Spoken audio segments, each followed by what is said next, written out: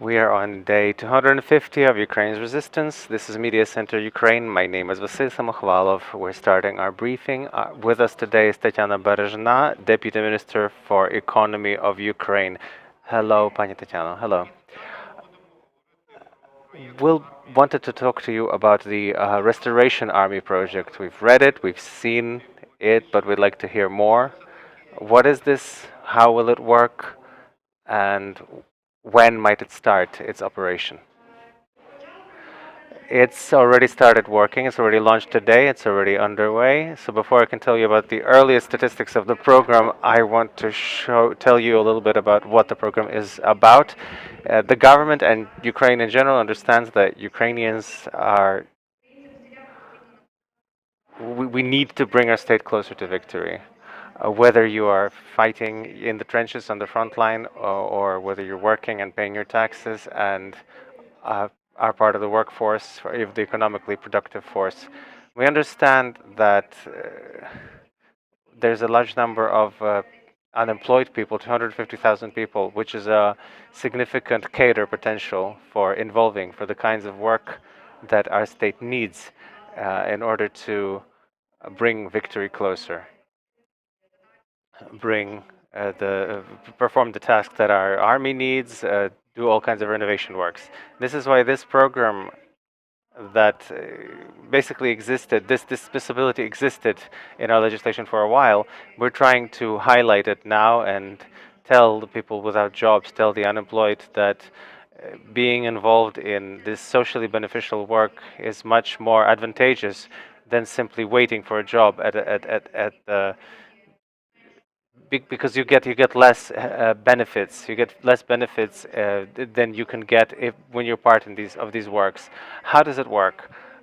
In the regions, in every oblast, the military administration and the military staff understand the kinds of jobs that are needed in the region, that require attracting people, and together with the local authorities and with the state employment centers, local state employment centers, they identify the kind of jobs and then they identify the kind of people that might be involved. Obviously, not every unemployed person can be involved in this kind of work, but many of them can be offered this option. Can be offered this option. The list of work is set forth in the legislation, but it's more a guideline. This could be preparing firewood. This could be unloading humanitarian assistance, strengthening dams, clearing roads from rubble, providing help for IDPs, for the elderly, for people with disability. So this is the kind of jobs that can be done not only in the occupied territories, but also in western parts of Ukraine, where this also needs to help, for instance, the IDPs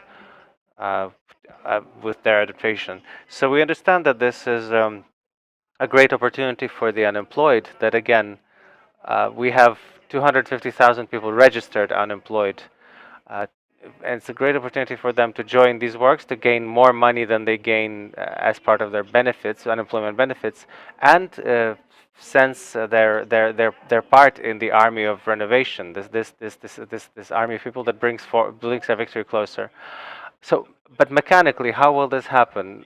So, will there be what notices, like draft notices, or will people be called, or how is someone supposed to agree? Is this a consent based, or can someone turn this down? What happens if you turn it down? Can you tell us more about this?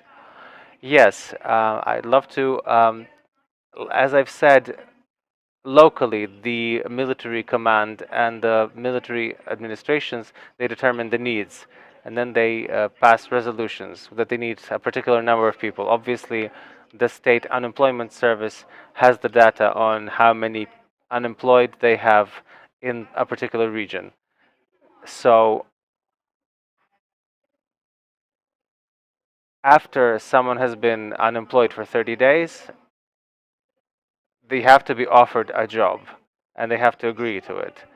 If within 30 days they do not agree to the job that is being offered at the center, then any job is deemed appropriate, and these kind of unemployed people can be attracted to these works.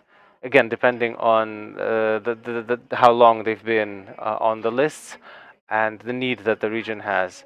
I should note that the works can be partially financed through the state unemployment service, so up to the minimal salary of 6,700 hryvnia, but they can be also co-financed from the regional budgets.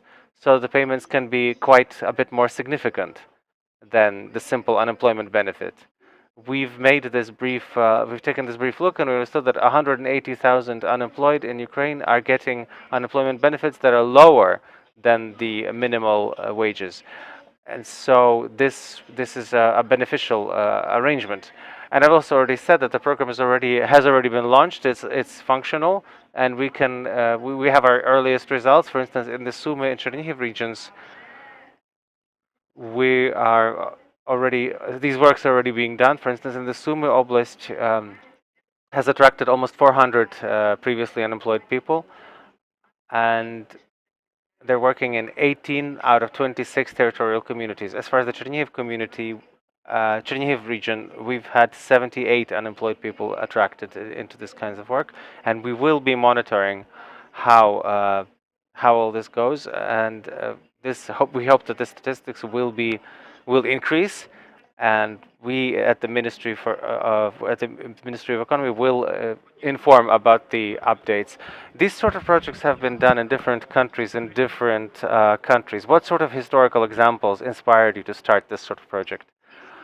Of course, we all must have read the works of American economists, right? We understand Randall Wray and such, that there have been precedents in world history, particularly in the United States of America, when the state became the employer that offered work and offered it to the unemployed, a ready job that you need to come to show up and work and get paid.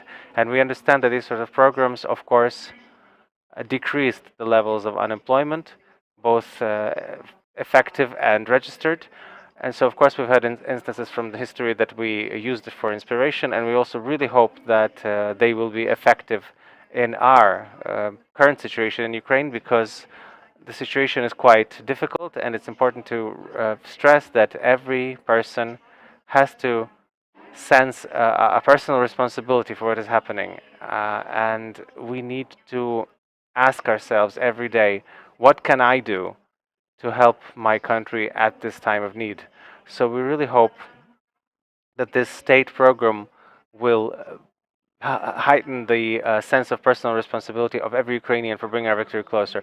Am I correct in understanding that the immediate manager for these it's going to be the military administrations that will be managing this? Well, the military administrations, yes, they will be curating the process, but I would say that it's a complex work of both the unemployment service and the regional military administrations that understand the need for the works in this region, and it is through their cooperation that these jobs will be distributed. I should also say that this work can be done not only to order of the local authorities, but also various companies in various forms of property. So a particular company, if it's registered according to the current legislation, can be a tax agent, a tax-paying agent can report the need for a particular people, or can offer jobs, can say that they have the need for a particular work, and report this to the local authorities and the state unemployment service, and obviously then people can be found capable of performing this work, and the financing will be funded either from the unemployment fund or jointly with the budgets of the local authorities. So this is the situation we have with the organization. It's a complex program, joint program between several structures, but hopefully it'll have good results for everyone. What does it mean for the unemployed? Does this mean what is this job agreement? Does this count toward your work experience? Will this be taxed? Will this be Yes, this is seen as an employment agreement contract that is made with the employer who orders these works. And I should also note another important aspect that in the period of the martial law, the the period of work and the period of getting paid cannot be longer than 3 months. However, if you're involved in this socially beneficial work, you are no longer considered as being on the unemployment list. So let's say for a month you got your unemployment benefits, then for 3 months you worked in these works. This meant that you can extend your registration on the unemployment list for an additional 2 months after the specific need has been met or the specific window has been closed. And so the time for unemployment benefits will be extended.